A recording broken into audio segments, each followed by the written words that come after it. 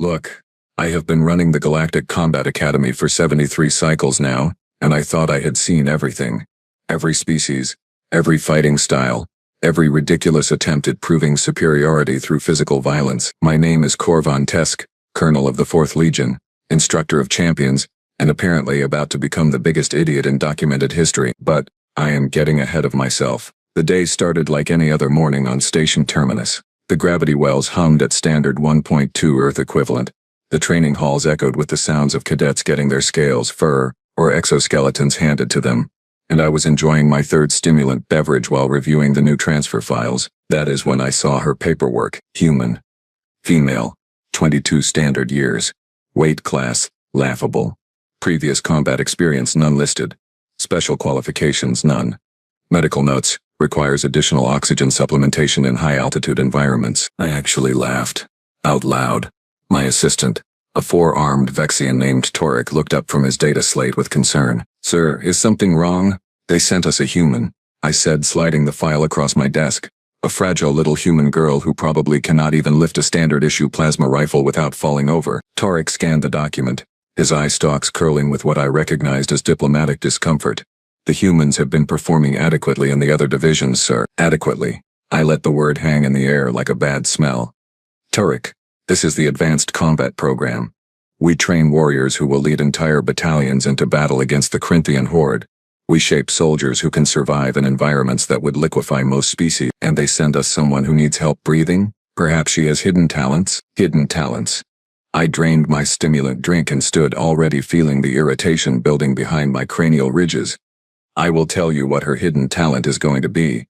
Running back to whatever soft little planet she came from after the first day of actual training. I wish I could go back in time and slap myself hard. Repeatedly. But no. I had to keep talking. Send her to Arena 7 when she arrives. I told Torek, I want her to meet Dravek before orientation. Let him show her what real combat looks like.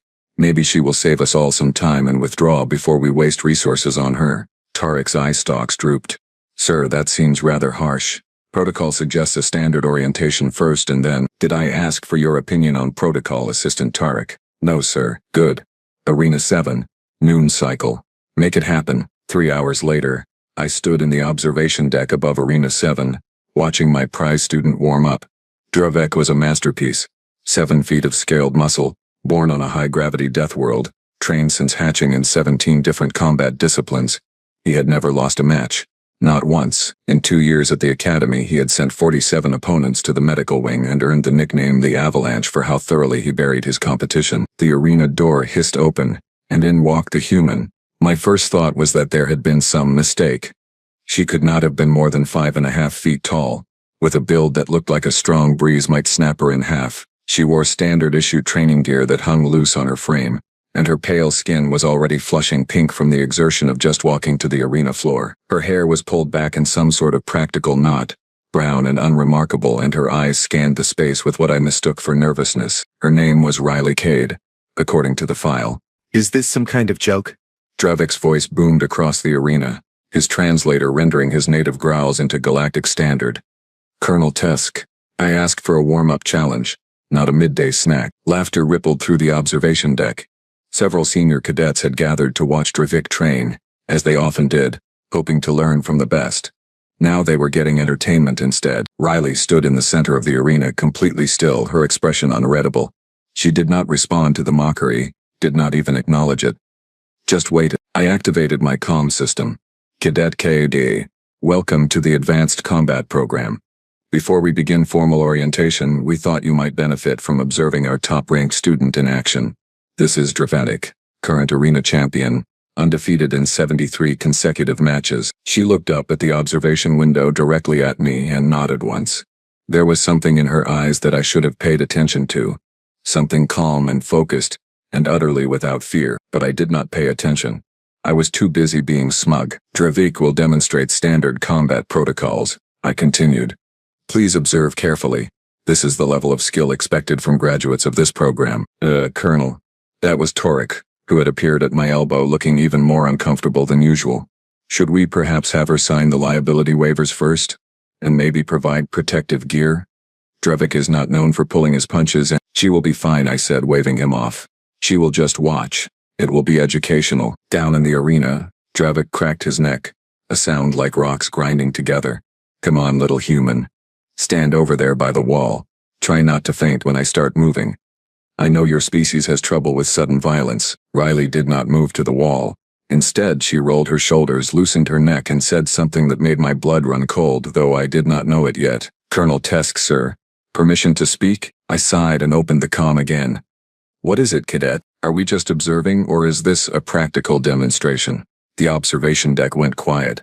Every cadet, every instructor, every being present suddenly understood what was about to happen before I did. What are you asking, cadet? I am asking if you want me to just stand here and watch, sir, or if you would prefer a practical demonstration of human combat capabilities. Her voice was level, professional, completely devoid of emotion. For educational purposes, of course. I heard Torek make a sound beside me that might have been a whimper. Cadet Cade Dravik is our top student. He outweighs you by at least 200 pounds. He has been training since before you could walk. Yes or no, sir? The absolute audacity of this tiny human female, standing in my arena, asking me if she could fight my champion, was so absurd that I actually laughed again. Fine. Yes. Practical demonstration. Dravik, go easy on her. I do not want to fill out injury reports on her first day. Dravik grinned, showing all of his very sharp teeth. As you wish, Colonel. Do not worry, little human. I will try not to break anything important. He moved into a combat stance, weight distributed perfectly. Guard up, the picture of disciplined power. Riley just stood there, hands at her sides, weight on one leg, looking almost bored. Cadet, you need to assume a defensive posture, I said through the comm, now slightly worried that I was about to watch someone die. Standard combat protocol requires. I know the protocol, sir, she said quietly. I am ready when Dravik is. Dravik looked up at me with amusement. Can I begin, sir? Proceed, but carefully. What happened next occurred in less than 4 seconds, but I remember every microsecond of it with perfect, horrible clarity.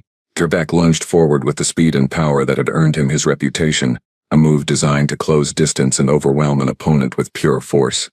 It was textbook perfect, a technique that had worked 73 times before. Riley moved. No, that is not right. Riley did not move. She exploded.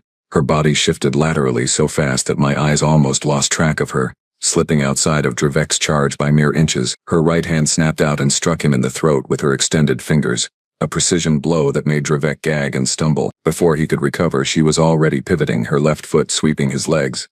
But Dravik was too well trained to fall for a simple leg sweep. He shifted his weight, maintained balance, and swung a massive backhand that should have taken Riley's head off. Should have. Riley ducked under the blow so smoothly it looked choreographed, stepped inside Dravik's guard, and drove her knee into his inner thigh with surgical precision. The big warrior's leg buckled. His eyes went wide with shock and pain. Then Riley jumped, her hands gripping Dravik's head, and used his own height against him.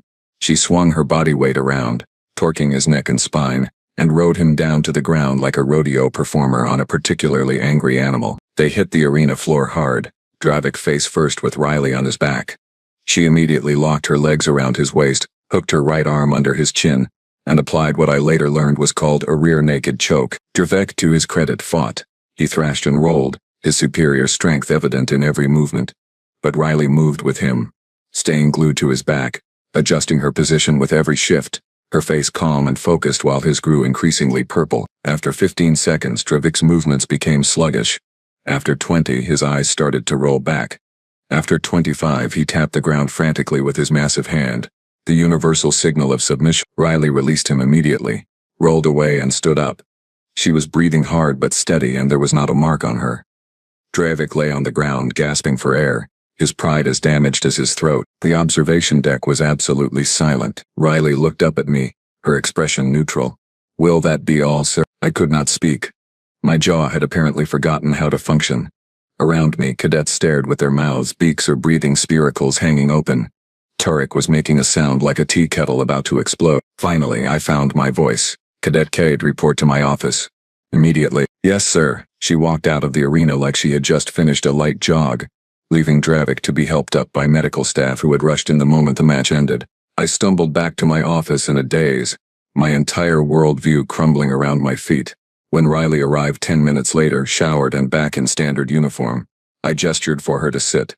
She did, her posture perfect, her hands folded in her lap. Explain, I said. my voice rough. Sir, your file said no combat experience. That is correct, sir. I have no military combat experience. I was not allowed to join Earth's armed forces due to medical restrictions related to a childhood illness. Then where did you learn to fight like that? Riley tilted her head slightly as if considering the question. My older brothers, sir. All three of them competed in mixed martial arts. I started training when I was 6 because I wanted to keep up with them. By the time I was 14, I could beat 2 of them consistently. By 16, I could beat all 3. Mixed martial arts. I repeated slowly. What is that? A combat sport on Earth, sir. It combines multiple fighting disciplines including boxing, wrestling, jiu-jitsu, Muay Thai, and others. Practitioners train to fight both standing and on the ground, using strikes, grappling, and submission. And this is a sport? Your people do this for fun. For the first time, Riley smiled. It was not a nice smile. Yes, sir. We also have football, rugby, ice hockey, and several other activities that regularly result in broken bones, concussions, and occasionally death. We consider them character building. I sat back in my chair trying to process this information. So when your file said no combat experience, that was technically true but completely misleading. I did not fill out the file, sir. I simply answered the questions I was asked. No one asked if I had trained in civilian combat sports. Fair enough. That was on us. How long have you been training? 16 years, sir. I took a break during my illness recovery, but I have been back at it for the last 5 years at full intensity. 16 years. This human child had been training for 16 years. She had spent more time learning to fight than most of my cadets had been alive. I rubbed my cranial ridges, feeling a headache building. Cadet KD, I owe you an apology. I underestimated you based on prejudice and incomplete information. That was unprofessional and unworthy of my rank. Riley nodded. Thank you, sir, I appreciate that. However, I continued, I need you to understand something. What you did down there, embarrassing my top student in front of the entire observation deck, is going to have consequences. Drevek is not the only one here who will want to test themselves against you now. You have made yourself a target. I understand, sir. Do you? Because these are not humans. These are warriors from dozens of species, many of them far stronger and more durable than Drevek. Some of them have natural weapons, venom, armor. You may have skill, but you are still limited by human biology. Riley met my eyes calmly. With respect, sir, you do not know what human biology is capable of. Neither do they. And they are about to learn. The way she said it, so quiet and certain, sent a chill down my spine. Very well, I said, because what else could I say? Report to standard orientation tomorrow at dawn. Cycle. Dismissed. She stood, saluted, and left. I sat in my office for a long time after that, staring at her file, wondering what in the name of the eternal void I had just unleashed on my academy. By evening, the entire station knew what had happened. The security footage had spread through every data network like wildfire. I watched it myself a dozen times, analyzing every movement, every decision Riley had made. The precision, the timing, the absolute efficiency of violence. She had not wasted a single motion. Every action had served a purpose. It was beautiful. It was terrifying. And it was only the beginning. The next morning I arrived at the training hall to find approximately 200 cadets already assembled. This was unusual.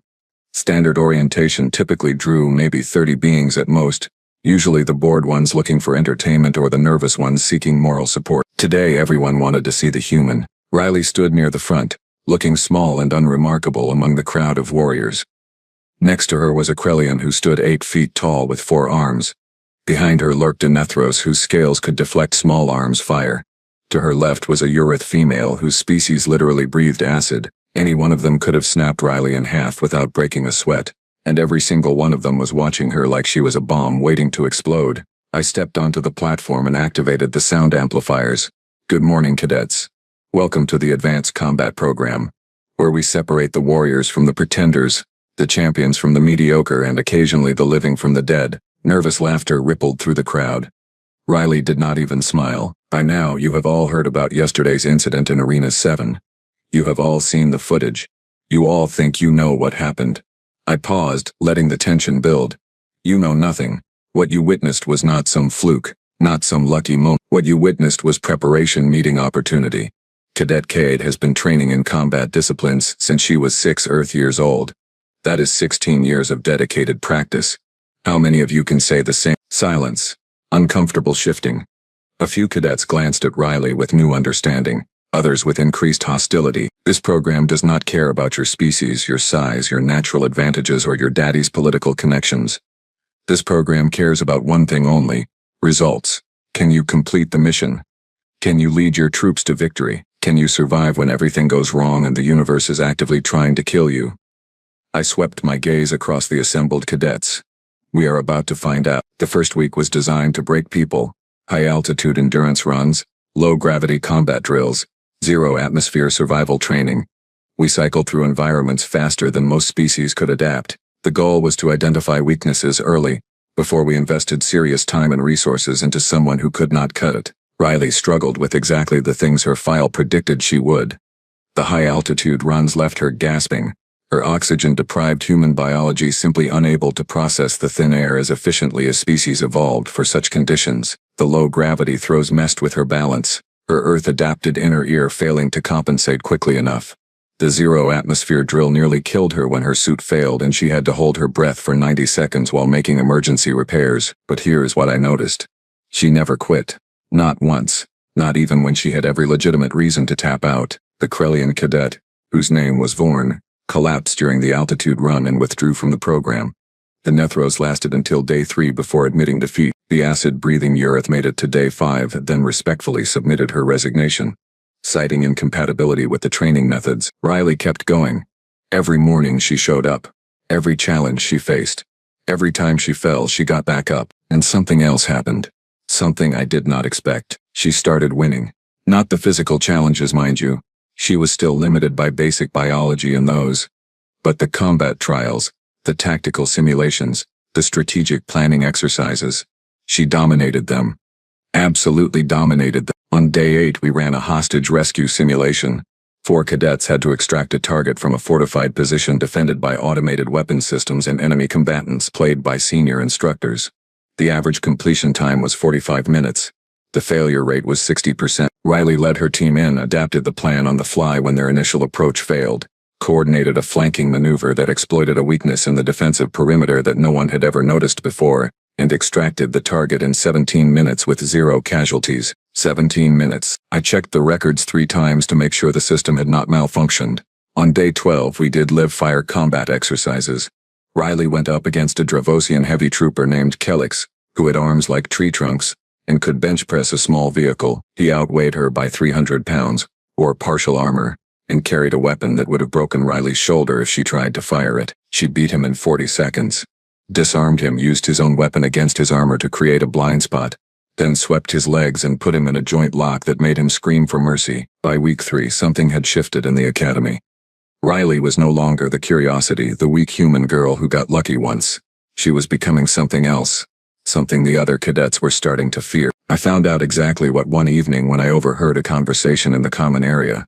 I was passing by, reviewing training reports on my data slate, when I heard Riley's name mentioned. I stopped, staying out of sight. She is not natural, someone was saying. It sounded like Javrik, a promising young officer from the Centauri colonies. No human should be able to move like that. She must be enhanced somehow. Cybernetics maybe, or genetic modification. I heard Earth banned those technologies, another voice replied. This one belonged to Seraph, a female Etherian with natural telepathic abilities. Something about ethics and playing God. Then how do you explain it? She took down Dravik, Kelix, and yesterday she beat Thoris in hand-to-hand combat. Thoris is twice her size and has been training since he could walk. I can explain it, a third voice said. This was Torres, a human male who had arrived 2 days after Riley. It is called dedication. Riley does not sleep more than 5 hours a night. I know because my quarters are next to hers. Every morning she is up at 400 hours doing additional training. Every evening after mandatory drills she is in the gym working on technique. She does not socialize, does not relax, does not do anything except train, eat and sleep. That sounds miserable, Javrik said. That sounds like what it takes to win, Torres replied quietly. Look, I am human too and I can barely keep up with the standard program. Riley is operating on a completely different level. It is not about being human or alien. It is about wanting it more than anyone else in the room and being willing to pay the price for it. Silence followed this. I continued on my way thinking about what Torres had said. Wanting it more than anyone else. Willing to pay the price. The next day, I called Riley to my office again. She arrived promptly as always, her uniform crisp despite the brutal training schedule. "Sit," I said. She sat. "Cadet Cade, I have been reviewing your performance metrics. You are currently ranked 3rd in your class, which is exceptional considering you have only been here 3 weeks. "3rd, sir?" She sounded surprised. "I thought I was ranked lower." "You were until yesterday's tactical exercise. Your performance has been steadily improving across all categories. However, I am concerned about something." "Sir?" "You are going to burn yourself out. You train harder than anyone else, sleep less than anyone else, push yourself beyond reasonable limits. This is not sustainable, Cadet." Riley was quiet for a moment, her expression thoughtful. "Sir, may I speak freely?" "Go ahead. I am here because this was my last chance. Earth's military rejected me due to my medical history. The Colonial Defense Force rejected me for the same reason. This academy was the only institution willing to overlook my past health issues because they needed the diversity numbers. They needed a human female to make their recruitment materials look inclusive." I winced. She was probably right about that. "I know what the other cadets think, sir. They think I am weak. They think I do not belong here. They think I am going to wash out as soon as things get really difficult." She met my eyes, and there was steel in her gaze. "They are wrong. I am going to graduate at the top of this class, and I am going to become one of the best combat officers in the Galactic Legion. Not despite being human, but because I am human. Because my species learned a long time ago that the only way to survive in a universe that wants us dead is to be harder, faster, meaner, and more stubborn than anything else out there." "That is quite a speech," I said dryly. "It is not a speech, sir. It is a promise, and may the gods help me," I believed her. Week 4 brought the Crucible, a 72-hour continuous exercise that simulated extended combat operations with minimal sleep, limited supplies, and constantly evolving threats. Cadets worked in teams of 6, and the failure rate historically hovered around 40%. Most beings simply could not maintain combat effectiveness for 3 straight days without adequate rest. Riley's team started strong, executing their initial objectives with precision. But by hour 36, the cracks started showing. 2 team members collapsed from exhaustion. Another made a critical error during a navigation exercise that cost them 6 hours. By hour 48, they were dead last in the rankings, and their chances of passing looked grim. That is when Riley did something I had never seen before. She voluntarily took on the worst assignments. The long-range recon patrol. She volunteered the night watch during their mandatory 4-hour rest period. She took it. The heavy equipment carry across hostile terrain. She grabbed the pack before anyone else could. She was running on fumes, her body barely holding together, but she refused to let her team fail. By hour 60, something miraculous happened. The other team members, seeing Riley sacrifice herself for their success, found reserves of strength they did not know they had. They rallied. They pushed harder. They started working together like a real unit instead of 6 individuals trying to survive. By hour 72, when the exercise ended, Riley's team had climbed from last place to 4th. They passed, all of them, and when the results were announced, when her teammates tried to thank her, Riley just nodded and walked to the medical bay to get her various injuries treated. 2 cracked ribs, severe dehydration, muscle strains in both legs, and a mild concussion from a fall during the final objective. She was back in training the next day. The incident changed something fundamental in the academy. Cadets who had viewed Riley as a threat or an oddity started viewing her as something else. A leader, someone worth following, someone worth learning from. Dravik approached her during lunch one day. I happened to be nearby pretending to review training schedules while actually eavesdropping shamelessly. "Kay," he said, his voice still a bit rough from the throat damage she had inflicted. "I need to speak with you." Riley looked up from her meal, her expression neutral. "About what?" "About our match. In Arena 7. Dravik shifted his weight, clearly uncomfortable. "I have been thinking about it, replaying it, analyzing what you did, and I want you to teach me." Riley blinked, genuine surprise crossing her face for the first time since I had met her. "Teach you what?" "That technique. The way you used leverage and positioning to overcome my strength advantage. The way you stayed calm under pressure. The way you fought." Dravik sat down across from her, his massive frame making the chair look like a child's toy. "I have been training my entire life and I thought I knew everything about combat. You showed me I was wrong. I want to learn. If you are willing to teach me." Riley studied him for a long moment, then nodded slowly. "Okay. Tomorrow morning. 0500. Arena 7. Bring an open mind and prepare to get thrown around a lot." Dravik grinned, showing all those sharp teeth. "I look forward to it." By week 8, Riley was running informal training sessions for other cadets. By week 10 she had a waiting list. By week 12, I had to officially add her sessions to the academy schedule because so many cadets were attending that it was disrupting other activities. The human who had been called weak, who had been underestimated and dismissed, was now teaching an entire generation of alien warriors how to fight smarter instead of harder. And me, I was learning the most important lesson of my career. Never ever judge a species by their baseline biology. Judge them by what they do when everything is stacked against them. Judge them by how they respond when told they cannot succeed. Judge them by their stubborn, bloody-minded refusal to accept defeat. Judge them by their humanity. On graduation day, 3 months after that first disastrous meeting in Arena 7, I stood on the platform and announced the class rankings. Third place went to Dravik, who had become twice the warrior he was before. Second place went to Torres, the other human, who had learned from Riley's example and pushed himself beyond his limits. First place with the highest combined scores in Academy history went to Cadet Riley Cade. As she stepped forward to receive her honors, the entire assembly rose to their feet. Aliens of every species, every background, every ideology standing together to honor a human who had proven that strength comes not from size or natural weapons or evolutionary advantages but from heart, from determination, from the absolute refusal to give up. I placed the leadership insignia on her uniform and stepped back. Congratulations, Lieutenant Cade. You have exceeded every expectation and shattered every assumption. I am proud to have trained you and I apologize for ever doubting you. Riley saluted, crisp and perfect. No apology necessary, sir. You gave me exactly what I needed, a chance to prove myself. Thank you. As the ceremony ended and the new officers dispersed, I returned to my office one last time.